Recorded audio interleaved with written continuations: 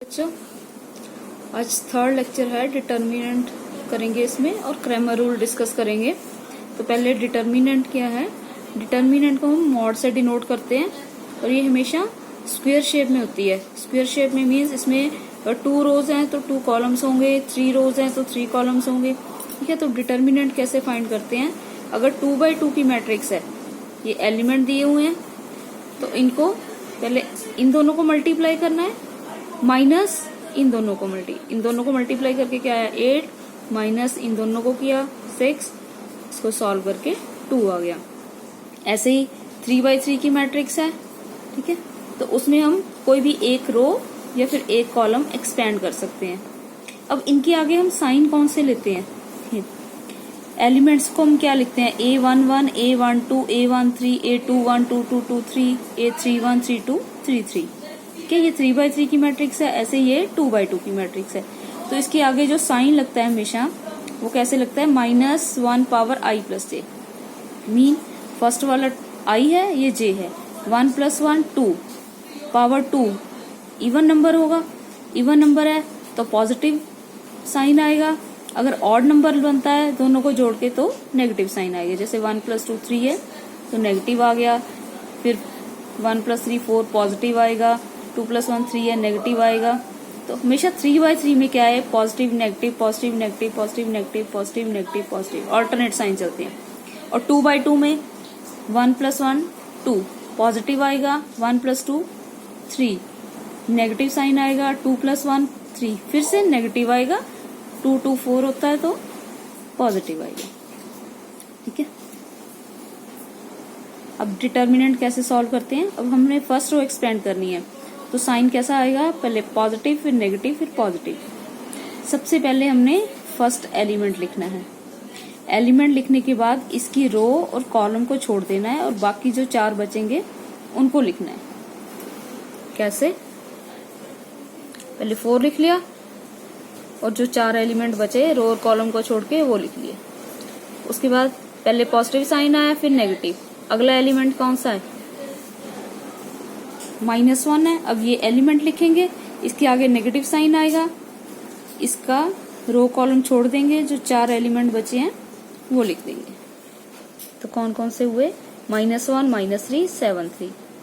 फिर third element 3 लिया, 3 है, इसके आगे प्लस का साइन है। ठीक है, इसका रो और कॉलम छोड़ दिया तो ये 4 बचे, 3 -1 1 7 माइनस। अब इसको सॉल्व कर देना है। 4 एज इट इज आ गया। 2 बाई 2 की जैसे मैट्रिक्स सॉल्व करी थी, इन दोनों को मल्टीप्लाई कर दिया माइनस इन दोनों को। फिर आगे माइनस माइनस प्लस एलिमेंट साथ में आ गया, इन दोनों को मल्टीप्लाई कर दिया, माइनस इन दोनों को किया, एक नेगेटिव यहाँ से आ गया तो ये प्लस बन गया, +3 इन दोनों को किया 1 -7। उसके बाद सॉल्व करके डिटर्मिनेंट 0 आ गया। नेक्स्ट है क्रैमर रूल कैसे सॉल्व करते हैं। भाई क्रैमर रूल में क्या है, डिटर्मिनेंट यूज होता है। आपको इक्वेशंस दे रखी हैं। ठीक है, यहाँ से हमने x y z फाइंड करना है।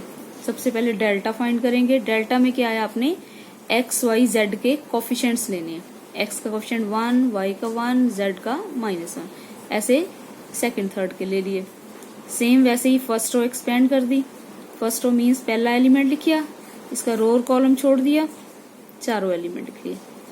पहला पॉजिटिव फिर नेगेटिव फिर पॉजिटिव, -1 इसका रो कॉलम छोड़ दिया फिर चारों लिख लिए, पॉजिटिव इसका रो और कॉलम छोड़ दिया फिर चारों लिख लिए। अब इनको सॉल्व कर दिया, -2 माइनस एक माइनस यहाँ से आ गया +1। ऐसे 2 × 2 4 हो गया, माइनस और माइनस प्लस बन जाएगा 4, -1 2 +4। उसको सॉल्व करके -15 आ गया। उसके बाद डेल्टा 1 फाइंड करना है। डेल्टा 1 में क्या करना है, हमने जो फर्स्ट वाला कॉलम है वो चेंज करना है। फर्स्ट वाला कॉलम कौन सा लेंगे, जो कांस्टेंट दिए हुए हैं इक्वेशंस में, -2 -7 4। ठीक है, और सेकंड थर्ड y और z के कोफिशिएंट। जो फर्स्ट डेल्टा फाइंड किया था मींस इसकी फर्स्ट कॉलम रिप्लेस हो जाएगा, सेकंड और थर्ड जो है वो सेम आएंगे। फर्स्ट वाली में कांस्टेंट आ गए, सेकंड थर्ड सेम आ गए। फिर से फर्स्ट रो एक्सपेंड कर दी हमने और ये डिटर्मिनेंट आ गया डेल्टा 1। ऐसे डेल्टा 2 में फर्स्ट और थर्ड यही आएगी, जो सेकंड होगा उसकी जगह कांस्टेंट लिख देंगे। कैसे? फर्स्ट और थर्ड ये एक्स के कोफिशिएंट आ गए, ये जेड के, ये कांस्टेंट टर्म्स आ गई। फिर से फर्स्ट रो एक्सपेंड करी, डिटर्मिनेंट को सॉल्व कर लिया, ये आपने खुद करके देखना है। -30 आ गया। ऐसे डेल्टा 3 में थर्ड वाला कॉलम चेंज कर देंगे, ये एक्स और वाई के कोफिशिएंट आ गए, जेड वाले चेंज कर दिए, यहाँ पे कांस्टेंट्स आ गए, तो फर्स्ट रो एक्सपेंड करके -45 आ गया। और यहाँ से हमने एक्स वाई जेड फाइंड करना है। एक्स क्या है? डेल्टा 1 बाय डेल्टा, इसकी वैल्यूज पुट कर दी, -1 आ गया। Y delta 2 upon delta and z equal delta 3 by delta.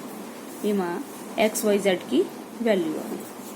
ठीक है, अब इसमें कुछ इंपॉर्टेंट नोट्स हैं कि अगर यूनिक सोल्यूशन कब एग्जिस्ट करता है, delta not equal to 0। Delta क्या, देखो हमने सबको डेल्टा से डिवाइड किया, तो अगर डेल्टा 0 हो जाएगा तो इनफाइनाइट आ जाएगा आंसर सबका। तो इट मीन्स डेल्टा की वैल्यू क्या है, कभी भी 0 नहीं होनी चाहिए फॉर यूनिक सोल्यूशन के, और इसको हम क्या है, ट्रिवियल सोल्यूशन भी बोलते हैं।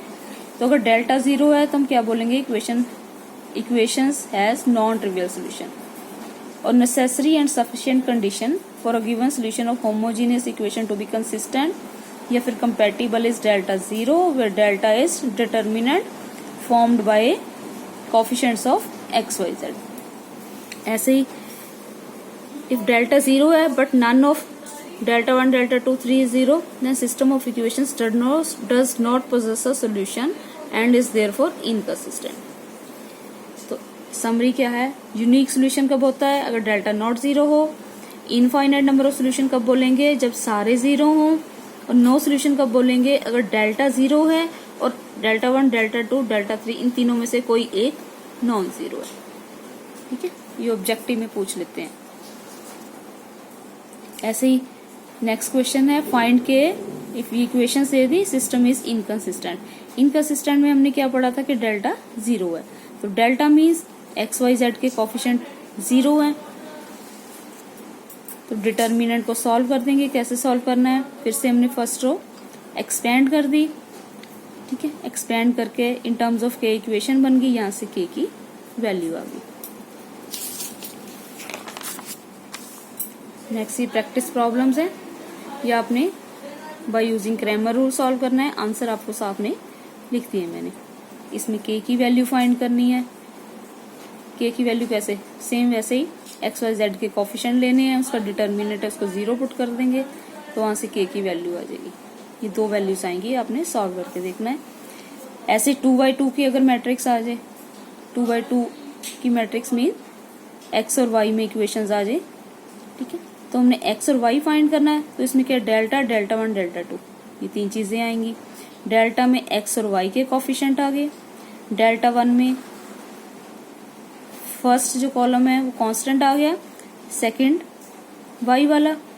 सॉल्व कैसे करना है, इन दोनों को मल्टीप्लाई करना है, माइनस इन दोनों को मल्टीप्लाई करना है, माइनस इन दोनों को। डेल्टा 2 में सेकंड वाला कॉलम है जो वो कांस्टेंट का आ जाएगा, फर्स्ट सेम रहेगा।